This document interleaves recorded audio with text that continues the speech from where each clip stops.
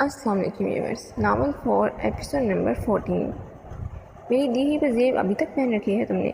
फहाश ने शौक ठोकर पूछा था। जो घबराहट उनके चेहरे पर थी और वो मुस्कान में बदल गई थी और अब अनुषा का चेहरा लाल हो गया था।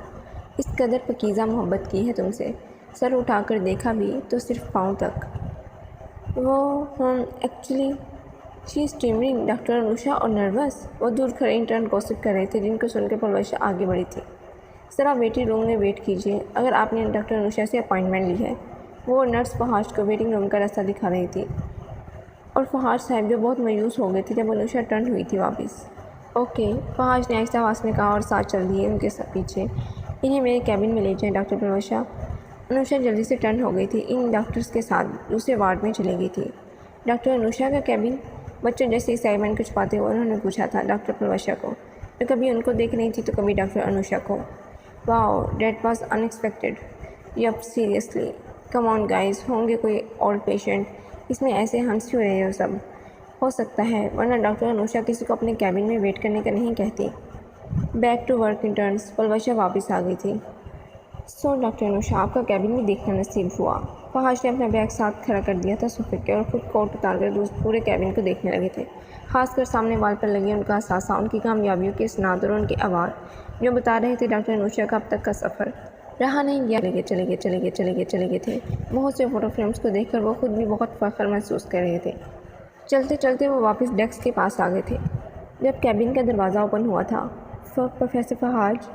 अनुषा ने डोर बंद कर दिया था। डॉक्टर अनुषा कैसी हैं? वो 2 कदमों के फासले को भी ख़त्म कर चुके थे। मैं ठीक हूँ, आप कैसी हैं? और यहाँ खैरियत से? वो आगे बढ़कर अपनी चेयर पर जाकर बैठ गई थी। फहाज साहिब लैक ऑफ रिस्पॉन्स पर डिसअपॉइंट तो हुए थे, मगर वो कर भी क्या सकते थे उस वक्त। सो वो भी डेस्क के साथ सोफे पर जाकर बैठ गए। मैं भी ठीक हूँ, दरअसल आपसे मिलने मैं पाकिस्तान किसी काम से आया था।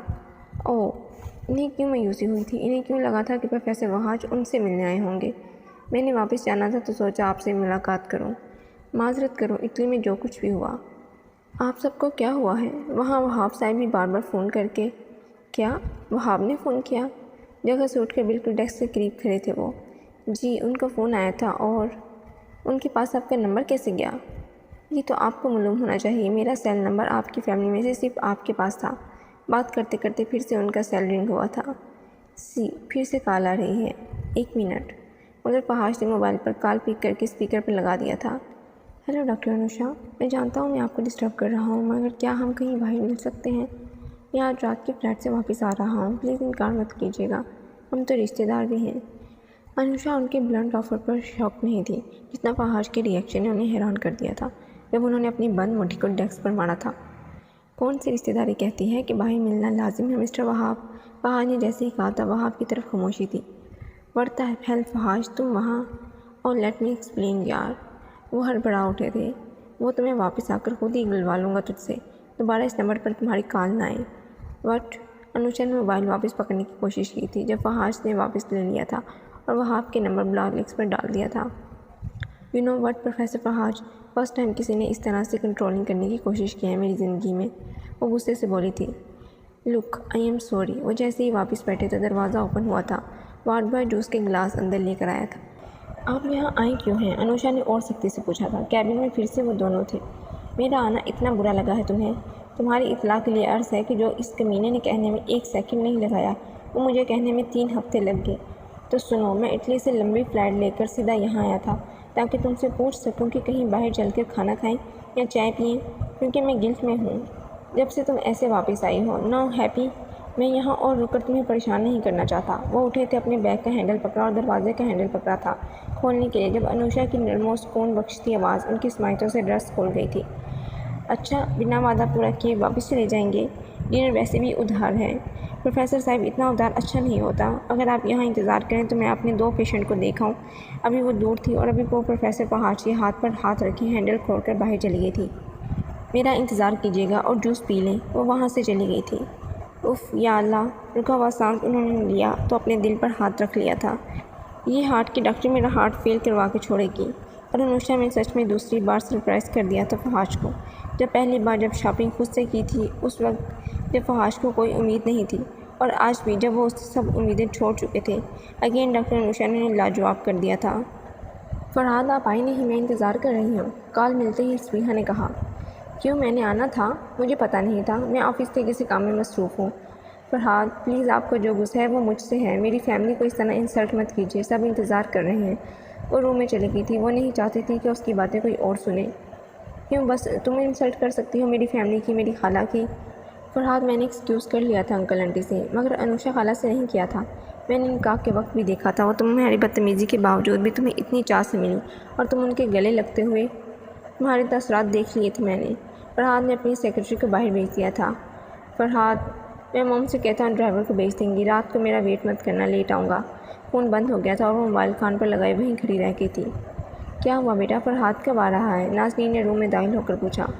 वो कह रहे हैं कि कुछ इंपॉर्टेंट कॉल आ गई थी, अभी ऑफिस में, कह रहे हैं लेट आएंगे, तो मैंने मना कर दिया, मैं खुद चली जाऊंगी ड्राइवर के साथ। समीहा कहकर चली गई थी। नाज़नीन बेगम को पहले नहीं मगर अब शक हो रहा था और वो सीधा बीजान के कमरे में गई थी।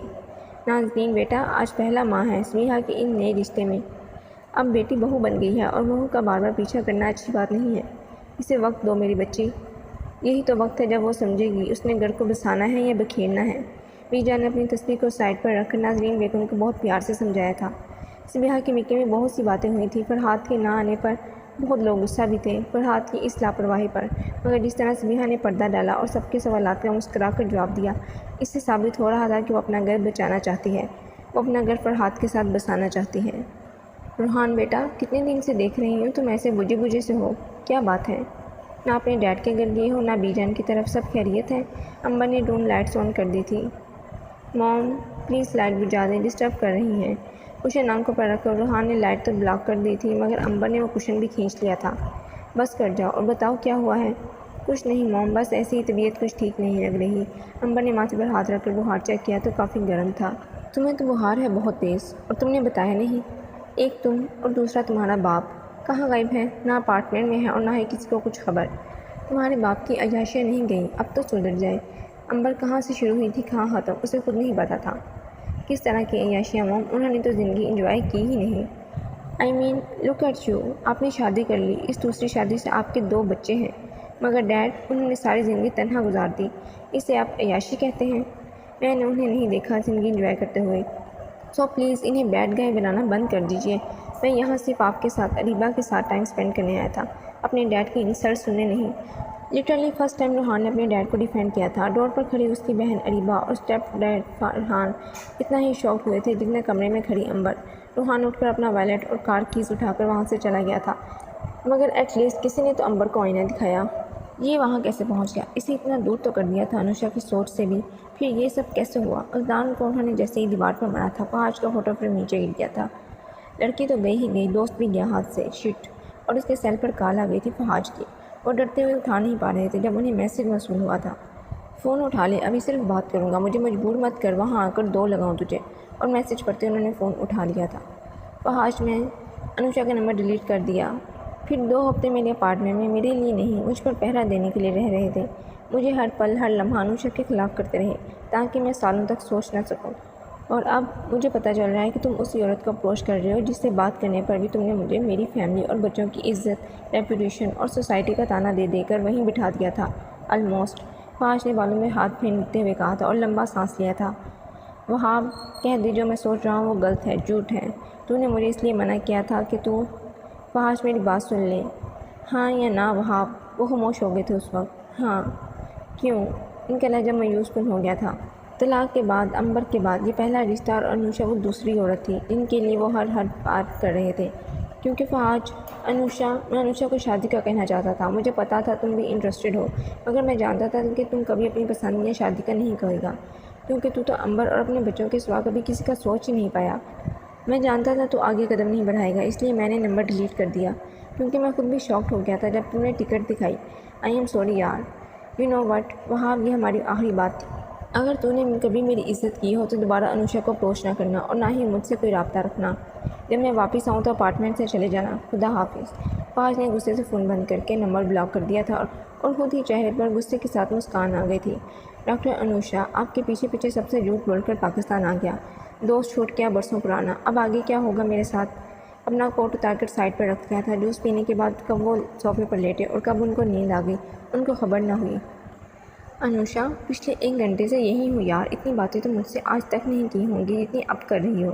तभी ने मैगज़ीन छीन लिया था एंड उसी वक्त पलवशा भी आ गई थी गुस्से में। सीरियसली अनुषा, शाम होने को आ गई है, तुम अभी तक कैबिन में वापस नहीं गई? वो साहब इंतज़ार कर रहे हैं यार। ओह, कौन शख्स? अनुषा, वट? कुछ समझ नहीं आ रहा। अनुषा विंडो की तरफ चली गई और अब एहसास होने लगा था कि टाइम वाकई बहुत हो गया है। कुछ घंटे पहले वो फहाज को कैबिन में छोड़कर आई थी। क्या मतलब यार?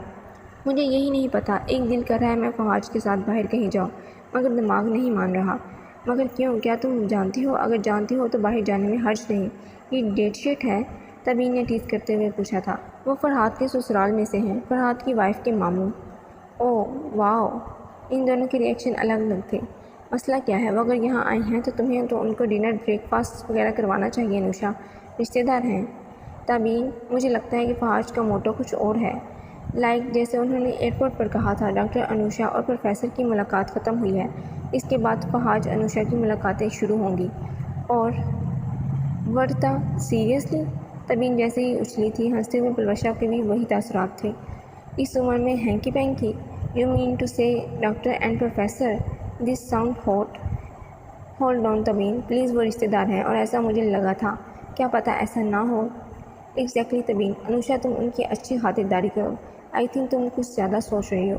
अनुषा को बहुत देर तक समझाया, इसे तब भी समझ नहीं आ रही थी। क्या तुम मेरे कैबिन में जाकर एक्सक्यूज़ नहीं कर सकती पलवशा? कह देना मैं ऑपरेशन में मसरूफ़ हूँ। नो नो नो, पलवशा कहीं नहीं जाएगी, तुम जाओगी और इन्हें यहाँ पाकिस्तान घुमाओ। जाओ यार।